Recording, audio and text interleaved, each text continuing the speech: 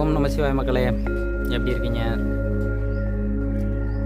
நாம் இன்றைக்கி என்ன பார்க்க போகிறோம்னா, கருங்காலி மாலை நீங்கள் போட்டிருக்கீங்களா? உங்களுக்கு தான் அந்த பதிவு. என்ன கருங்காலி மாலையில் என்ன இருக்க போகுது அப்படின்றீங்களா?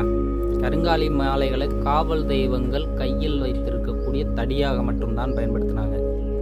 தண்டாயுதபாணி முருகப்பெருமான் கூட அவருடைய கையில் தடியாக மட்டும்தான் கருங்காலியை வச்சுருந்தார். ஏன் தடியாக வச்சுருந்தாருன்னு சொன்னால், வரக்கூடிய எல்லாத்தையும் விரட்டக்கூடிய சக்தி அதுக்கு இருக்குது. நல்லதாக இருந்தாலும் சரி, கெட்டதாக இருந்தாலும் சரி. ஏன்னா நீங்கள் இதை பார்க்குறீங்களோ பார்க்கலையோ எனக்கு தெரியாது. நிறைய பேர் இதை அப்படியே தள்ளி விட்டு போகிறாலாம் நிறைய இருக்குது. இருந்தாலும் சொல்கிறேன், உங்களை நோக்கி இருக்கக்கூடிய உங்களுக்கு உரியவர்கள் கூட விலகி போகிறதுக்கு நிறைய வாய்ப்புகள் இருக்குது. உங்களுக்கு சொந்தங்கள் கூட அதை விலகி ஓடக்கூடிய ஒரு வாய்ப்புகள் நிறைய இருக்குது. நீங்கள் விரும்பக்கூடியதை கூட ஏதோ ஒரு நேரத்தில் கோபம் ஆயிடுச்சுன்னா அது உங்களை விட்டு விலகி போயிடும்.